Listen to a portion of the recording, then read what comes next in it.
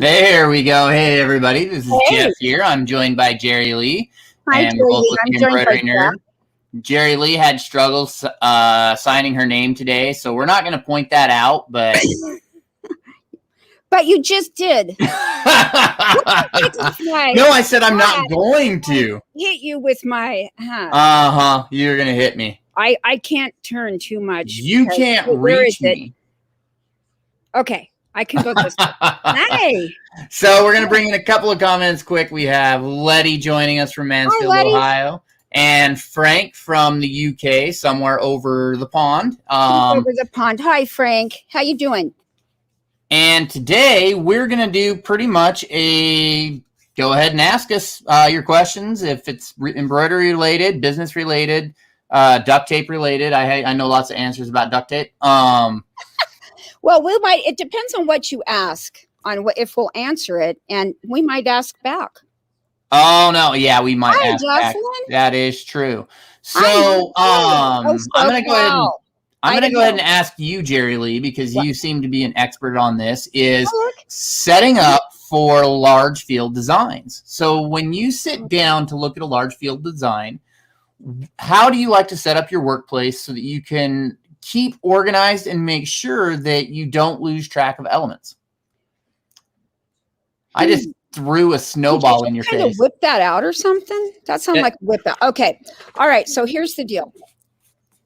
I'm not organized. Not organized is a type of organized. It's called organized chaos. Because I figure that, I can figure it out somewhere. But here's the other thing. And I'll turn this hat around in a couple months or in a month or something, but I will. Okay. Hi, Janine. Okay. So we got California. Oh, man. We got, okay. Yeah, we're totally not dodging the question at all. No, so while she's dodging the question, I'm going to go ahead and bring up the comments. We have Linda saying hello. Jocelyn from South Georgia, hello. We've got Mark from Southern California. Eric from Albuquerque, New Mexico. Well, and we have Frank. I remember him. And we have Janine from Central California. I always have a problem between New Mexico and Arizona, and it's Jeff's problem. He can't remember. It is. You're not from that area. I'm from Southern California, born and raised, and then I left when I was 18 and joined the service and split, and I've been everywhere since. And I currently live in Coeur d'Alene, Idaho, because it's Idaho. But anyway, okay. So on my design deal, what I do is so this is actually my real process. I let it percolate in my brain. I know the field that I'm getting. Okay, so I know my size. So let's say it's 18 by 20. Okay, that's a nice size. So what I do then is I let the design percolate and start to come in to, I know this doesn't sound, New Hampshire, hi. But I know this doesn't sound normal. I'm sorry. I am one of those squirrel people. Whoa. But anyway, what I do is I just let the design start to formulate. For instance, right now, I do have a really big design going on up here. And what that design is it's telling me that it's a giant bird. And so this I've known since I knew that I was going to be doing this design, which happens to be actually in a large field. But it's a giant bird. And so I don't really know what it looks like, but I did some research to figure it out last night. And I got a few places, but I don't intend to fill the whole frame. Okay, I don't do that. That's not my goal. My goal when I do any kind of a design is to make as much detail can be present in that field, but also to represent whatever it is I'm doing in color. I like very bright designs. If given my choice, I'll do that. I do a lot of tone on tone in the interior design industry. I am not an interior designer. But this is why I work so much on large field machines, is because of the style of work that I do. So that must have got what has got us here. But what it is I don't try to fill the field. I look for what is it going on? What's the application? What is the purpose of that design? And then I do not worry about stitch count. And here's why. It's an urban myth that It's $1 per thousand. That's an urban myth that was started years and years ago. It's decades old. It's like not true. It's never been true. I mean, okay, it could be true. It came from somewhere. It probably started out that was actually the thing in like the 1900s. It could have been that day, but I think that was just, you know how some people say, oh yeah. But you know, the thing is that it could be true depending on the application. Like, what are your shop costs? What's your material costs? What's your machine costs? What's your overhead? Blah, blah, blah, blah, blah. You know, what are you paying yourself? What do you pay for electricity? What's your locale? Are you in a high moneyed area, low moneyed area? Are you, you know, trying to serve Walmart, Neiman Marcus? What you doing over there? So what really is the cost? Well, the cost isn't really, I don't think it really truly ever has been $1.20 or $1 a thousand. So anyway, the point is, I don't even know where I was headed with that one. Where was I headed? I'm just going to let you drive this truck. Oh yeah. No, I'm not going to bail you out. Let the boat telling you, I'm moving too. You can tell I'm like, rrr. Okay. So here's the deal with the whole embroidery thing. I don't worry about stitch count. The point is, and that's where we were headed. Now that I remember, the reason I don't is because it's about the design. If I don't, okay. So let me back up also. I used to do logo work. I used to do it and do it and do it and do it and do it. And then I'd cry because I began to hate it a whole lot. I mean, like a lot. You know, those people that are like, I need this logo on this hat right here. And I need to see it from way over there. And I need to see it clearly. But, oh, by the way, you can only have 2 stitches in each letter. You know, I mean, really, come on. So the point is that I got really burnt out. And then a friend of mine, well, he wasn't a friend. He was just some dude that showed up in my inbox, and I was like, you are crazy. But he let me go with whatever I wanted to do. He asked me, so what would it cost me to have this design done? And I was like, oh, son, you are green. What do you mean by that? What's it going on? What's the application? What's the hue? What's your, you know, give me some specifics. I mean, it was a hand-drawn thing of salamanders. Okay, just 2 black and white almost on a napkin. Except it was done in a Sharpie, I think, and on a cheap piece of paper. So it was rough.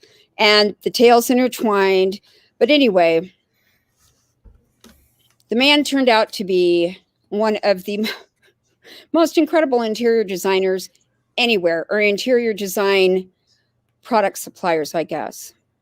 And he told me I could do whatever I wanted. And I was like, yeah, sure. Everybody says that. Nobody means it, right? So I got to do what I wanted, and that particular design ended up in Architectural Digest. And what that taught me, now I'm going somewhere. I hope I'm not losing y'all, but I'm going somewhere. Jeff, are you still following this wanky thread?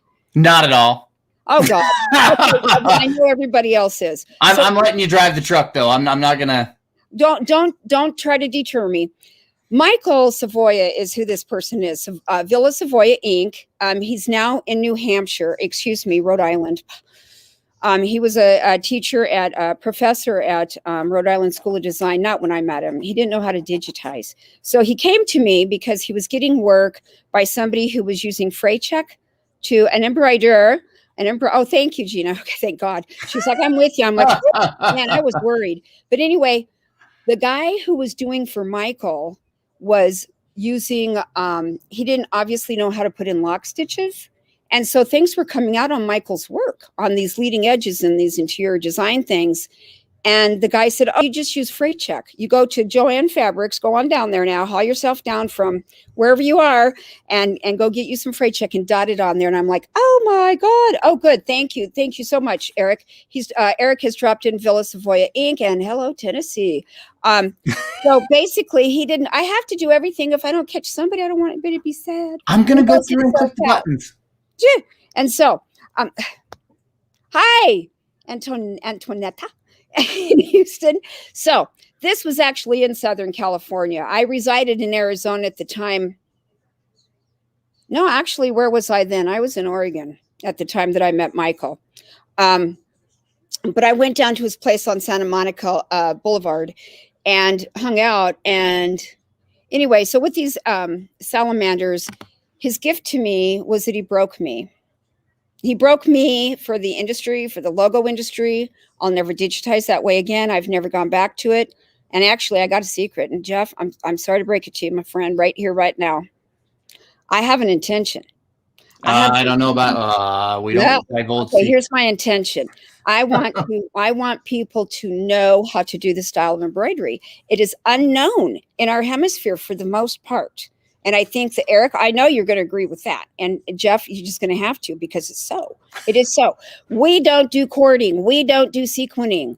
Us Americans are sillies, okay, like that. Okay, we don't. We also put big, what do? We put big outlines around stuff. I mean, well, Lee Caroselli broke me of the outlines. But to get back to the full fill, what happened with Michael is I had taken a class with Lee Caroselli, is what happened with Michael. I took a class with Lee Caroselli. I'd been at a seminar back in, where was it? Branson, Missouri. Pulse software seminar. I use Pulse software. It's, we all got to use something, right? Pulse is pretty good for me. It's done good by me. But anyway, that's what I use. And so this guy was in this group that I was in, and he sent, unbeknownst to me, he sent the design to two of us at the same time. I didn't know. But what happened is that he preferred my design because I asked a lot of questions.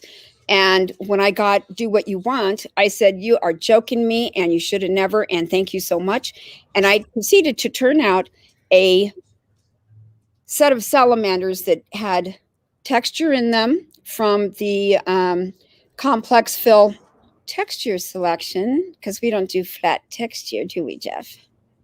No. Well, I have heard. Sorry. Hang on.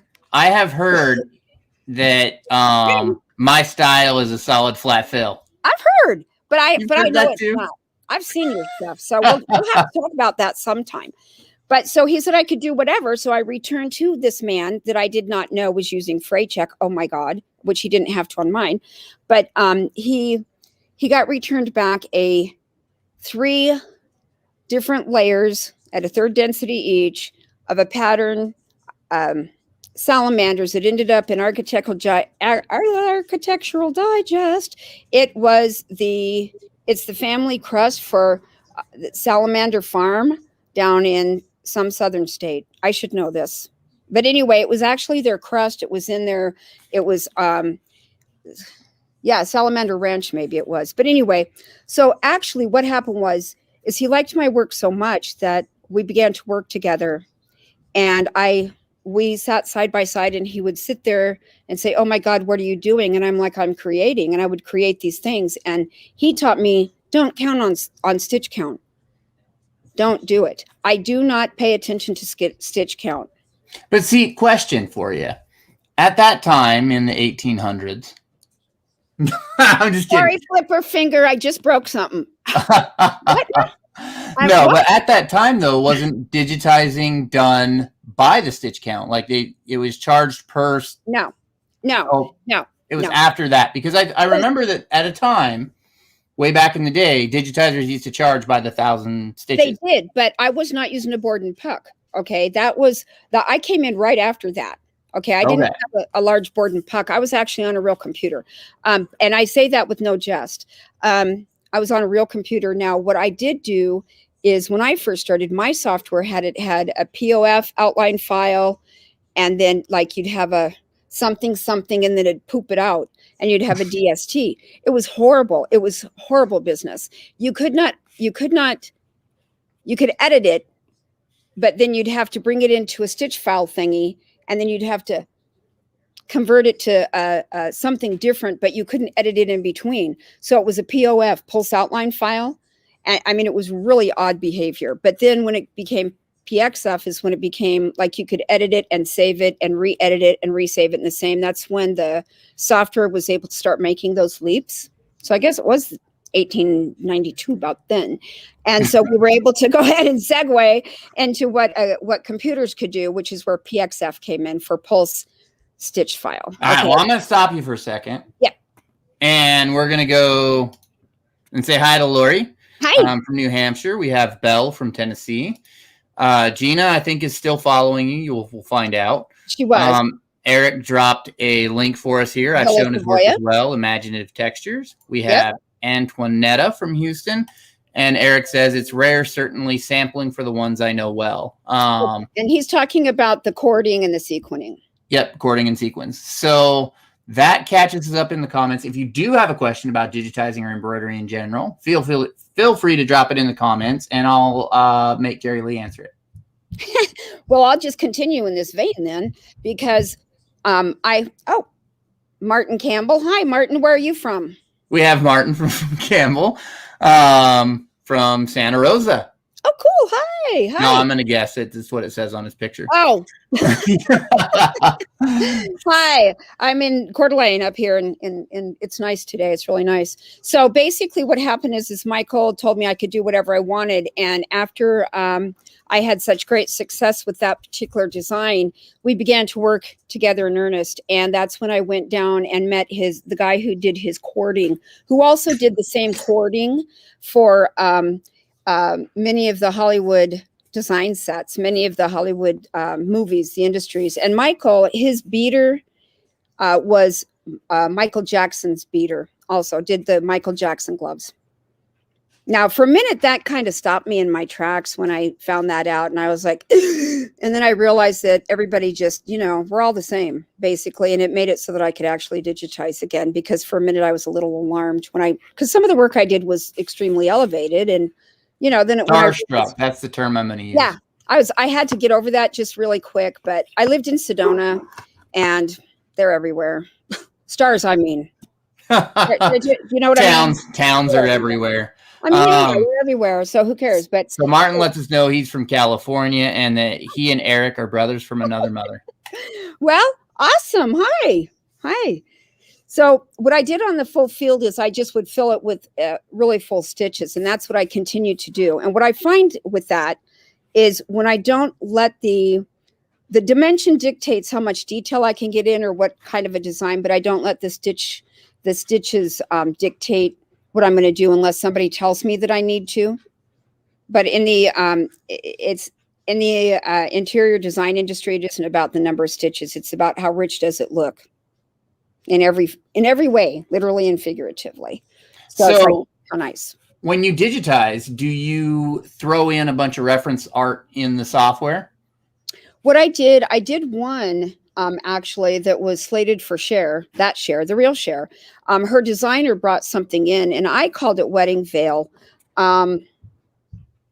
Michael calls it Agra, and he flipped it, but they did bring in, it was a piece that was from a book put out by Toshin. I don't know where this piece, it was royalty free, obviously. We don't, it's like old, really very, very old design plates. And we were using that. And so, yes, I do use art. I'm not an artist. I'm the first one to say it. I can't draw. I don't pretend to, but I can take the ugliest JPEG and I can make it stunning. Just because, I just get lost and it's fun for me. I can draw the ugliest JPEGs you would ever see. I can draw those. Why? Why do you? Why? Tell me the value.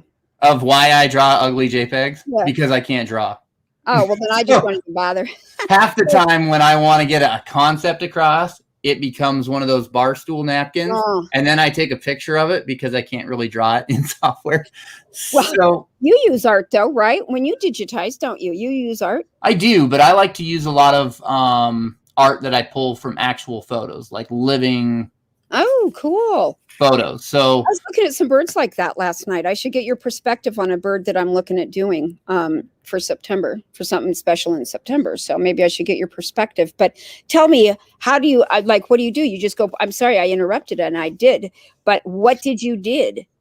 What do you do? Tell me your process, please. So generally, I've been around a little bit. I haven't been all over the place, but I've been around a little bit. And so when I start to do things that get on the larger scale, I start to bring in very high resolution photos of the actual objects I'm trying to digitize. What's your resolution? Are you bringing it in JPEG? What are you doing? I usually bring it in JPEG, but we're talking like the last picture I brought in was 4K.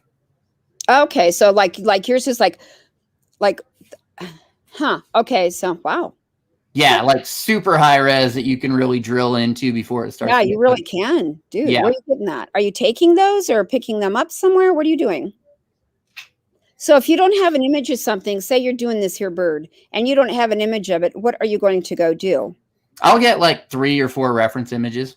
Okay. All right. Okay. I mean, we all pull from real life. Well, I'm just curious because we all have so many different, really different ways. I mean, I'll sit there and study and study and study something with my eyeballs, but you know, I mean, I can just see it. It just, you know, it's like I was doing a tree the other. Happens. Yeah, I was doing a tree the other day, and I looked at the tree, and the tree that I had a photo of, I didn't really like the trunk. We'll be honest. I'll be honest with you. I didn't like the trunk. It was a trunk. Okay. Yeah, the trunk of the tree. I didn't like the trunk of the tree, but I liked the layout of the leaves and the top of the tree. So I went and found a tree trunk that I liked to merge those two objects together. And then I liked how some branches branched off, and I didn't like how others went up too high. So then I chunked in another photo. How are you doing this though? Because, and this is like a real question to me because my brain isn't like really capturing what you're speaking right now. So in my software, when I have an image, like if I bring another image in, it's now blocking off this part of that image. Yeah, so, I move them off to the side. Oh, bing, bing, bing, bing. I know the lights. They are on. There is and then so like in the tree example, I started at the bottom of the trunk and I worked up. So I did the trunk, and then when I was happy with how that laid out, I grabbed the trunk and I moved it over to the other piece of art so that I could then build onto it with the branches and the leaves. All right. I like that. Okay. I am not a Photoshop person. In fact, I don't really know how to do Photoshop. I'll be honest with you. I don't know either. So I tend to do a lot of stuff in my digitizing software simply because I understand how my digitizing software works, and it's easier for me to do it in there than it is to go learn another program. And sometimes you just don't want to put forth the time and effort to learn another program because it takes time. And I'm tired of learning so many. I mean, we have a lot of things, but there's a lot of things that to create. And if I can find someone who knows how to create that and create it so that I can do what I do, I'd like to go to a professional. You know what I'm saying? Like, we can't do everything. Duct tape. I try. Duct tape. Is that your answer to everything? It could be some days. So Eric says, if you are a stitcher, we're close enough. Martin, yes, digitizing is so much fun. And Eric, I'm a big reference image guy, especially for carving and texture. Yep. And Gina, nice way to combine. And that's generally, I find it very, very rare that you ever, and even with logo work, that you ever get a image that is like, you know what, this is perfect. If you get vector, if your client provides vector, but sometimes the vector needs to be reworked in order for it to be utilized in the software. I don't digitize from vector. I'm gonna throw a shoe at you. Really? Hey, I do not. I think you know why? To me, that's like, well. But see, why? You're drawing vector when you're digitizing your objects because your objects are vector based. Correct, but why? Okay, but so basically, okay, hang on here. Come here. Okay, are you saying that basically I should have a shoe throw?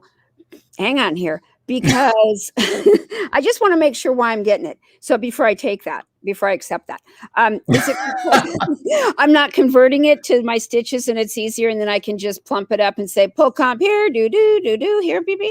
And go draw my lines and tell it my angle lines. It really depends on the vector. It really depends on the vector because sometimes you get a nice vector shape that you can just click on and you can do that. Most of the time with the way vectors are drawn, they're butted up. The lines are butted up against each other and you just can't do that. You have to go in and manually digitize or edit the shape so that you can get the proper amount of pull in it. And now you know why I don't do it. See, you answered my own question. Thank you. But, I appreciate you bunches. You're so good. High five, bro. This is gonna be fun when I see you in person. I have a feeling. Man, you wait. Oh boy. So hang on. What's Martin say here? Martin says I do a lot of detail in Illustrator and then move it into Hatch and add the stitch work. And I don't know how to use Illustrator. You know, in some softwares where they go off of a point base versus a Bezier curve, it's easier for some people to draw with a Bezier curve. A what? A curved node. No, can you say that word again? Bezier. Bezier? I'm probably saying, don't mock me. Okay, maybe a little bit. No, a beezer. That's what I call it, beezer. Okay, my beezer curve. I got you. Okay, I'm going to go do a beezer. The spelling, no, the pronunciation. Bezier, but I mean, yeah. But anyway, I can't use the little wire handles. Some people need those little wire handles. You're too much, man. You kill me dead. Seriously. I try. Let me get down to we aren't going to San Antonio, Fort Worth. Let's go there. If I'm anything. We know you're something. What is it, though? If you're anything. If I'm anything, I'm funny. Maybe not. And we'll find out. So Jocelyn says LOL, and y'all are cracking me up. And that's good because we're trying to keep it light today. I haven't seen too many embroidery questions come in, but I could sit here and I could ask you embroidery questions all day. Who? You. I could ask you. Jocelyn. What do you want to know? What do I want to know? Okay. What is your thoughts on performance stabilizers? Well, I'm not really. Okay, so here's the deal. No, this is real. I have not. Okay, so I don't know what performance stabilizer is. What is it? It's thinner. Okay, so did you do that because you knew I didn't know that, or no? Okay. I've actually heard people say I'm old school. I don't like to use the newer performance stabilizer. Okay, so when I first got in this industry, I was told we don't use any stabilizers ever. That's how I was taught to digitize. No stabilizer. Walter Floriani was one mentor. He's crossed. He's on the other side now, stitching with other people's. And then the other person is Lee Caraselli. Those are my two peoples that I sat at their little knees. Pretty sure Lee uses stabilizer though. Yeah, but okay. So here's the deal. I'm going to get you to throw a shoe at me. No, not yet. And when I do, I'll personally deliver. You won't have to worry. So here's the deal. Walter said no stabilizer, and he didn't use stabilizer for a long time. They used to do organza and different things like that. So no stabilizer, okay? And so the hand it was all about the hand. It was all about that finesse, that beautiful making the thread do what you're doing, what it's meant to do. And no pucker, no this, no that. But when did Walter decide to use stabilizer? When he began selling it. When he crossed, when he went over to the other stitchers over in the sky, he was the stabilizer king. He had the foo-foo thread. He had everything, Floriani software, Floriani stabilizer. And that man recommended more stabilizer than anything I'd ever heard. I went to a class, and the one thing that I was really happy to hear that he was still recommending was his press cloth. Iron. Okay, it was too expensive. It was like a $10 doohickey. Go get yourself a flour sack. So wait a minute. I've got a whole new question on this then. Did you starch? Instead of stabilizer, did you starch? Did I start what? Starch? No, I did not. Okay. It's a gentle laying down of the products. But back when I started, we had like just a few, like maybe 5 kinds of stabilizers, 6 kinds that I knew about. Okay. So the deal is this too, and I will tell you in case you all don't know this, here's something that stabilizers are made back in the day, and it's probably true today. And I could call the gal who owns Midwest, and I should, and find this out. And Fred Lebeau, if anybody remembers Fred, I know that you do there, Eric. Fred Lebeau, big dude in the industry, big dude. Not a big dude, but he was big in the industry. He's still in Montana, biggest backing guy ever. And here was the deal. There's only 3 companies in the United States that make stabilizer. It's all the same. It's all from the same people. It's just relabeled. Okay. So when Floriani when he went from the commercial industry to the home industry, that's when he brought out stabilizer. And because he couldn't teach the way that he used to anymore. I did use stabilizer when I did hats. I did use that on hats. I try never to use it. I try to use what you call it. the wash away stuff. I try to use that kind of a stabilizer. It's something to set it in the hoop, and then I do layer after layer, and I try not to have any stabilizer in my product. I just don't like it. I don't like it. I don't like it. So wait, if you're using the water-soluble stabilizer, so you just don't like to have it left over after you're done embroidering, but you're using the water-soluble when you embroider. I know that this is rare, okay, but let's remember the background that I'm referring to, which is not the polo shirts. I'm much more in the specialty area of really thick, rich things that aren't going over to the pizza guy. Okay. And as Gina said, that finishing is the key, and that's the deal. Michael irons every single thing, bar none. When it's finished, he irons it, because it is very finishing.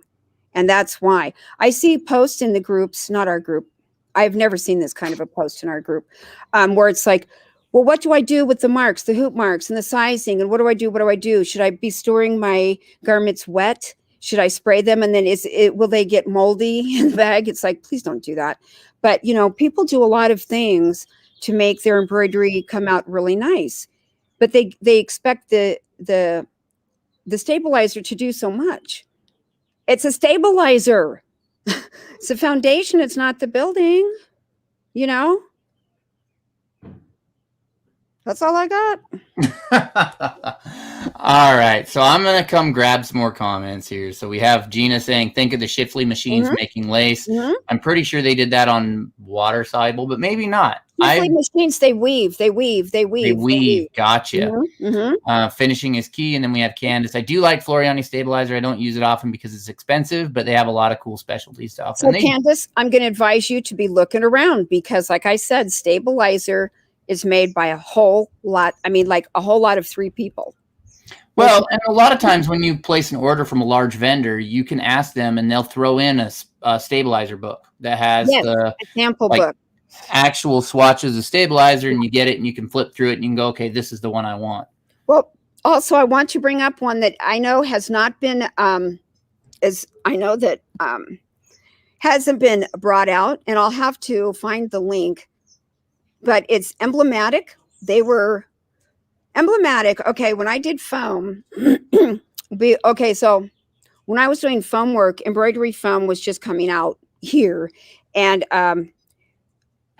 emblematic had the best, bar none, the best foam for embroidery in this industry, and they still do. Now, they've been purchased by somebody years and years ago. I saw them at a show, and by the next show, they'd been purchased. And so it's emblematic. Okay, emblematic. Look that up because I'll end up off screen. But it's emblematic foam, and they are with somebody else, but you want that company. You want that company, and you want that particular foam as well. Okay. Yeah. Fabritech. Okay. So, who? Fabritech. Yes. Go there. Okay, so I want you all to go there. Can you drop that link? Maybe I'll have to. But we'll drop it somewhere. I don't think that you can actually purchase anything from that. Yes, you can. I'm looking, ordering information. You have to call in the specialty phone number. Yeah, call them, and they're really nice. Okay, and I'm telling you, you want this particular supplier. That's a old school information right there, and I'm still glad that they're there. Yeah. So anyway, Candace, you want to look around, and you want to look and see where you can find stabilizers that mimic that, because it's marketed highly, like the Fufu thread, stuff like that. That is a relabeled thread from, I don't know who, but it is. Floriani, okay. I believe, relabels Fufu. Yes. And you can like stuff like that. Those are really small. Like if you can find the stabilizer that you're probably enjoying so much, probably has a larger application in our industry. And I bet that you can find it. Okay, so Eric's got some information. Hold on, I'm going to bring it up here because I have to read this bigger. Old school Shifley lace used, and I'm not even going to say it, it's a chemical support material removal process like soluble stabilizer, but a lot harsher than water soluble. Okay, so then they would that's really cool. Okay. See, I've never worked on a Shifley machine. No, but Walter Floriani, when he was a bebe, he was actually, according to him, when he was still with us here, he, I see you. Your camera's on. I can see you. Anyway, so he was put into a bassinet or something by Shifley machines. He was probably given old spools to teeth on. I don't know. I believe that the ka-chunk, ka-chunk, ka-chunk, that rhythmic sound of an embroidery machine running, you'd probably be deaf after a little while, but at least it would be consistent. Well, his family did lace on the Shifley machines, and they imported it over during the war. They imported it to Poland, which you might like this information, Jeff, because Ava is from, and so his wife, you guys, his wife. So, but they used to import it there as drapes for the priests, and so then the priests would take it and then make their vestments out of it, out of the lace. That was probably when the priest was Polish. Yeah, or whatever. You can see how. Listen, y'all, I'm into Buddhism. I don't know about this stuff. I really honestly just don't know. Sorry. I didn't know that either, but they were pretty proud of it. Well, but see, they had to get that lace over there, and so it couldn't be called vestments. It couldn't be any religion attached to it, so they called it curtains. Gotcha. Oh, I have information if you want. Wait, Kansas says that's great information. He's talking to Eric. Eric has neither worked on a Shifley machine, and Gina is mocking me. Funny. She thinks we're nuts. A little bit. It's true. How would you guys like to know about the tube top? I don't know if I'd like to know about that or not. You've seen them? You know about those. You know they exist. You know I don't know what you're talking about. You know what a tube top is? I tell you. Okay, so here's the tube top deal.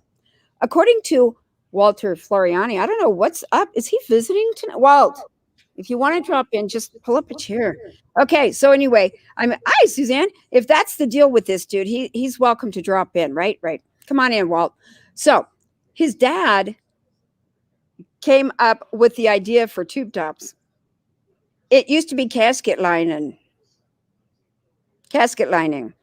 It is rubberized bobbin that they were putting in, that they put in casket liners.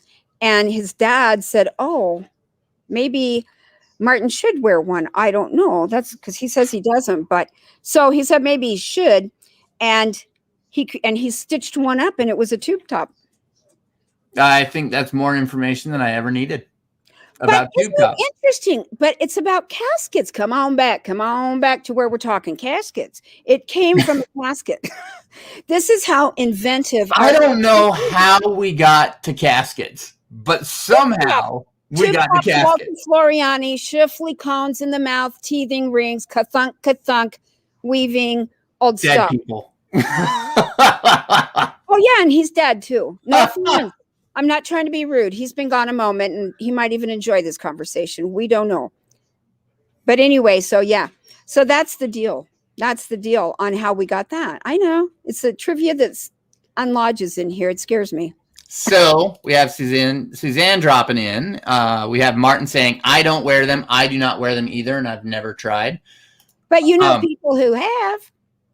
Maybe. Candace says, you guys are killing me tonight. And Belle says, wow.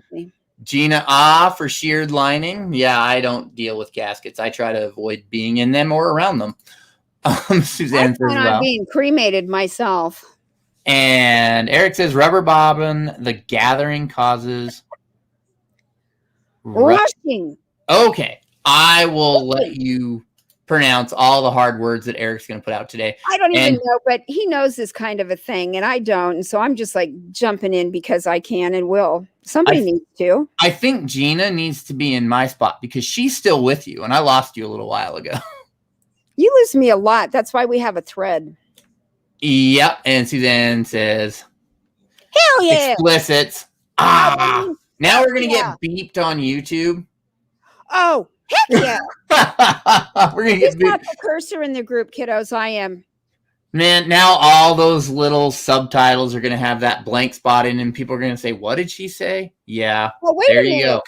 Here you go. Does anybody else use Weed Barrier for backing? And I can honestly say that I do not use if I can get away with it. I'm not going to say I haven't done the occasional emergency stabilizer thing, but if I can get away with it, I try not to use items that were not made for embroidery.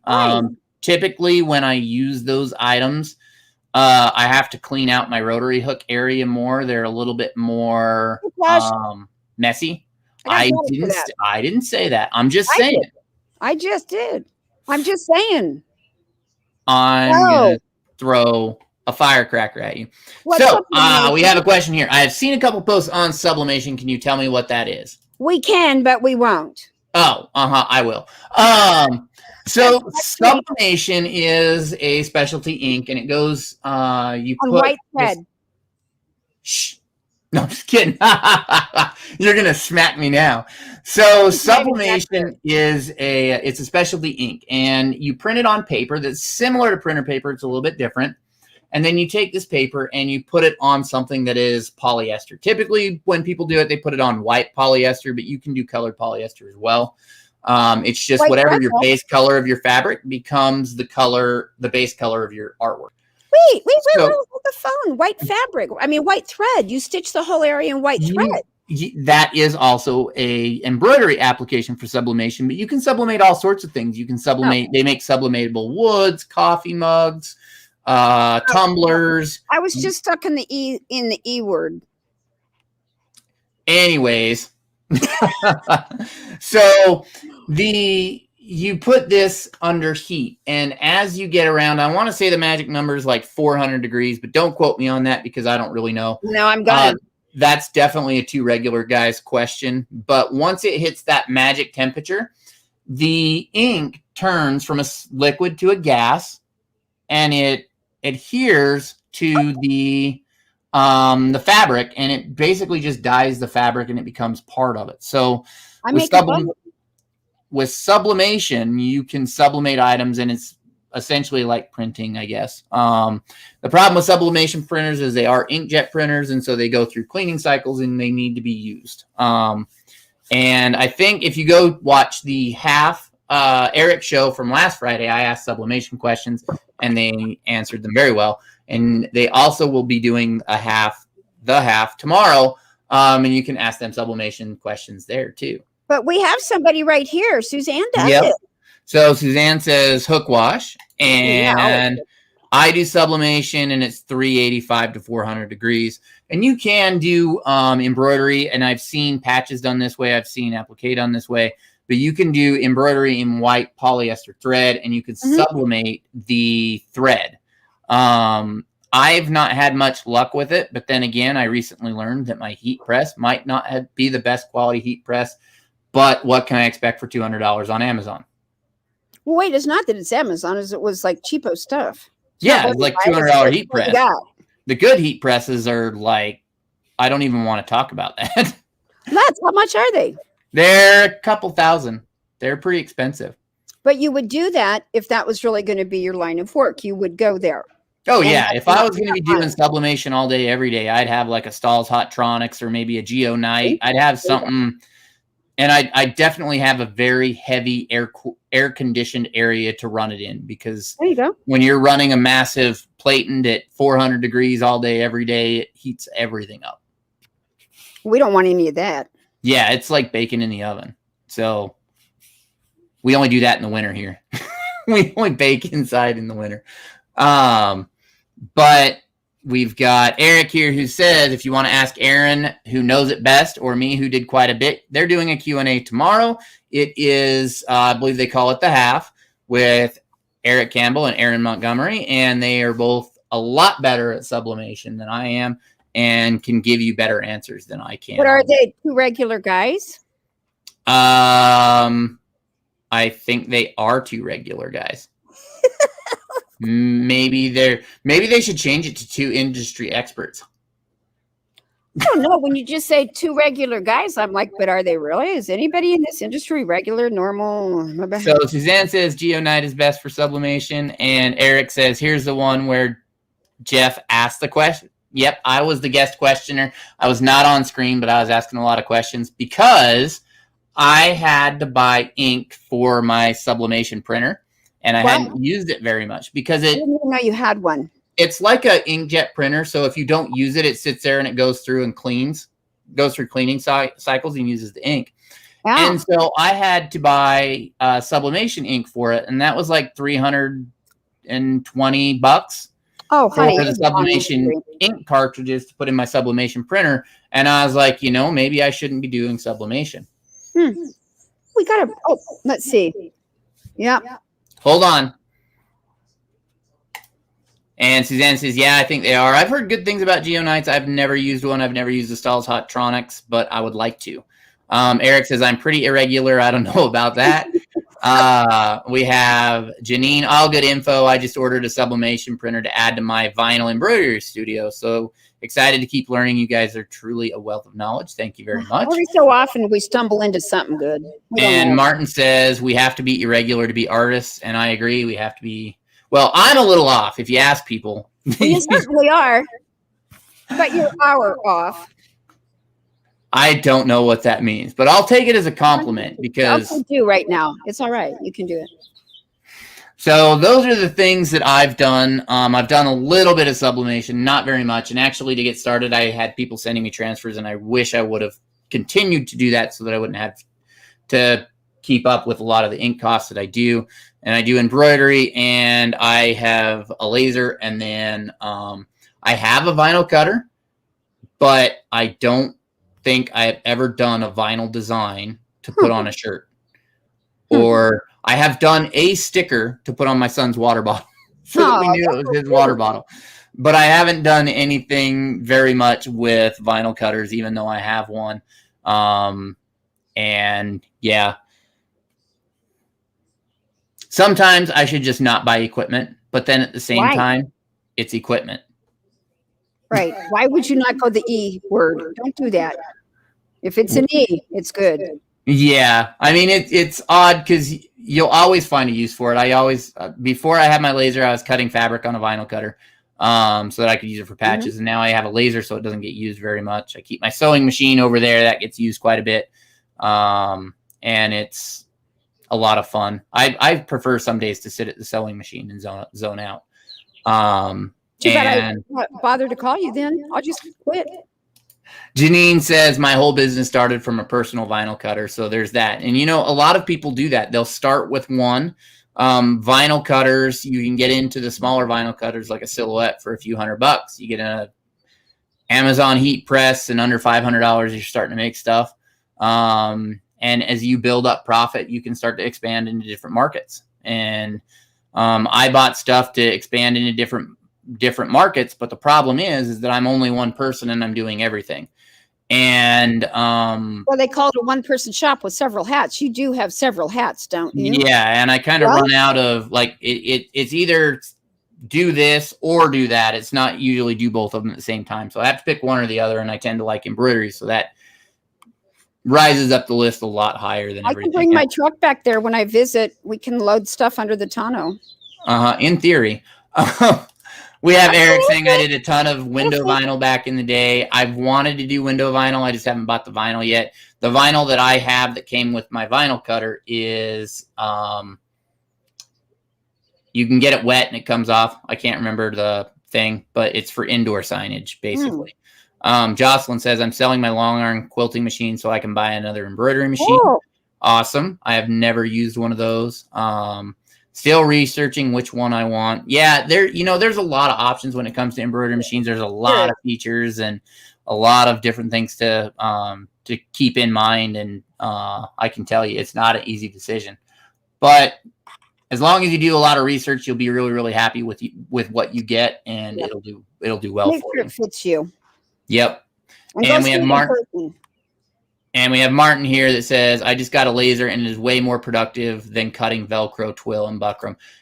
Cutting Velcro on a laser or twill on a laser or buckram on a laser is extremely nice because you don't really have to worry about it fraying very much. If it's anything polyester or plastic based, you don't have to worry about it fraying because as the laser goes, it cauterizes the edge as it cuts it. So it's nice. Yeah, you can get, like, I've cut cotton on it. So when the whole pandemic started, I was cutting cotton masks. I was cutting all the fabric for them. And occasionally they would have that smell. The I'm burning cotton smell. There's some other burning smells. Yeah, I mean, it wasn't like carcinogen smells, which are always fun, but... What? What kind? Carcinogenic. Oh, I was like, I thought you said carcass. I'm like, what do you do? Well, yeah, no, I don't do that on my laser either. Like, that smells really bad too.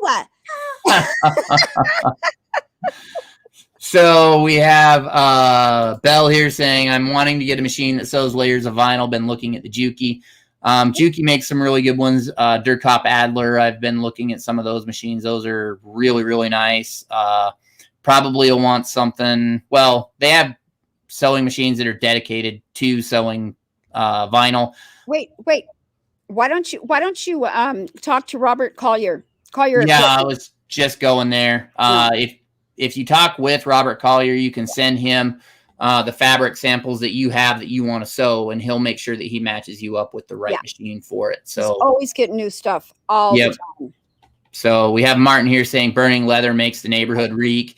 Yeah, I did that once, and people were outside looking around. I'm like, maybe I shouldn't be burning leather anymore. They were like, so should we call the cops? Is there like a murder that just happened or what? I don't think they said that once. Well, maybe not. They thought it. You know it. They smelling this flesh burn, and they're like, oh, Lord. Oh, branding days. Woo! I don't. Well, you're in Idaho. You should. I don't eat it. I don't brand it. I won't smoke it. Psst, no. That's all I got for that. Oh, boy. Yeah, so. It's been a day. Lasers are really fun. There's a lot you can do on them, and it's not overly difficult. 3D printers are fun. 3D printers are fun, too. There's a lot of calibration that you got to put into them, though. Yeah, there is. They take some energy. Ask me how I know. So, Belle, awesome. Can you get me that information? If you are part of the Embroidery Nerd group, you can actually look him up in the group. Yeah. Or Robert Collier Equipment on Facebook, and he can get to you. If you can't find his information, you can send me a private message to the page, and I can get you his direct number. He is one of the very few people that I will recommend because he is a full service person. If you buy something from him, if you have a problem, call me 24/7. I mean, he's a good man. I like that guy. Behind his product and the service that they give, and it's something he does it at a level that I don't see very much anymore. And so that's why I like to send people to him. He's a good guy. And see, look, Jerilee, he spelled it right for you. Almost. Boy, I just all over the place.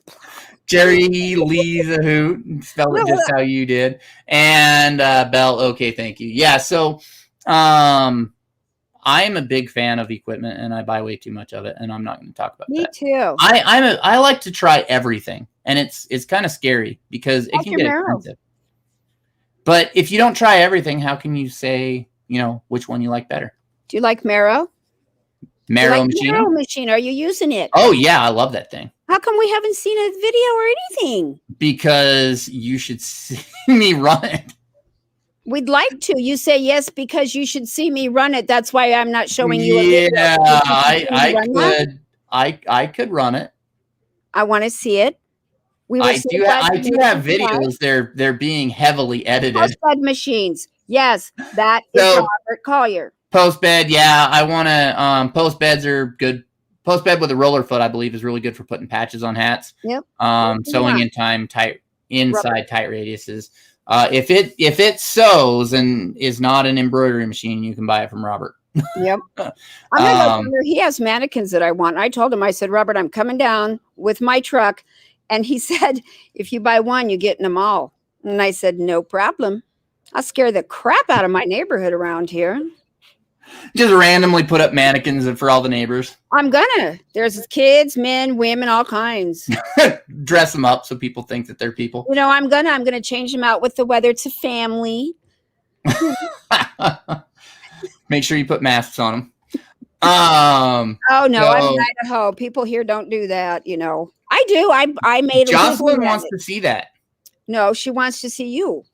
Oh, your marrow machine. I don't think anybody wants to see me. They want to see your marrow machine. I'm keeping. See, even I'll be 1,000% honest with you. The reason why there's been no videos on it is because it's currently sitting in my living room. I run it in the living room because it doesn't fit in my sewing room. So what? So we can't see what's happening in the living room? No. Why?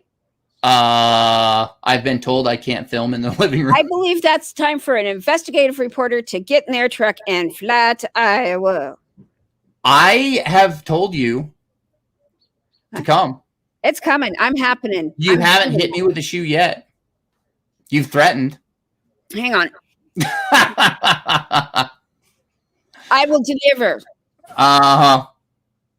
I'll believe it when you're in the driveway.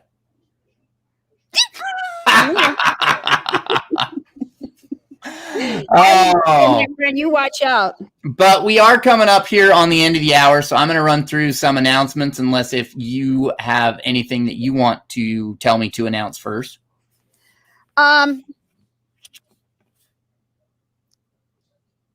Yep, that's the face that says I don't have any announcements. We have Martin that says, "Where are you, Jeff?" I am in Iowa. What was that? Iowa. I am in Iowa. I am in the middle of Iowa. Like literally, if you took the map of Iowa and you drew an X on it and it was in the middle of Iowa, I mean, you'd hit my town. I have a truck. I can take 4 in the truck, a few in the tonneau. It's got it covered. Okay, so we'll go through some announcements here. We have Justin Armend is going to be doing a webinar coming up. It's going to be an intermediate puff webinar that will be, I want to say we've talked about tentatively the 15th of next month. Followed by about a month after that, he's going to be doing advanced. We're going to be talking about some really, really cool techniques that we've been doing. So be excited for that, because I'm excited for that. That we will be releasing more information about that soon as I can put it up on the internet. So that's me. You guys can throw stuff at me. Tomorrow in Rathdrum. We've got trying to think of anything else. Tomorrow's Education Friday. If you can catch the Take Up and the Half by Eric. Eric. Two Regular Guys is also a very fun time if you want to catch that show as well. I'm on the hunt for the tool, for the secret tool. I'm still hunting. I go hunting tomorrow. Yeah, it's an Easter egg hunt, so we've hidden it somewhere in her yard, and she needs to find it. It's not in my yard. If it was, well, I couldn't show you, but I'm going tomorrow to making the big drive out there. 10 minutes to go see yet another person. And there you go. We've been working on some more videos, so hopefully we'll be able to get those out soon. And that is pretty much everything that I have, and I don't know if you have anything else, but who's coming to Fort Worth? There you go. Fort Worth is coming up. I'm going to be there. Jerilee's going to throw stuff at me while we're there. I'm going to be in Fort Worth. I'm dragging that one there. Wait. Yeah. Point the correct direction, please. Wherever you are, that way. He's over there. Oh, my God. He's there. You know. You're mirrored in your screen. So, yeah. Okay, there. He's there. We'll frame it properly. This is so freaking weird. That guy over there.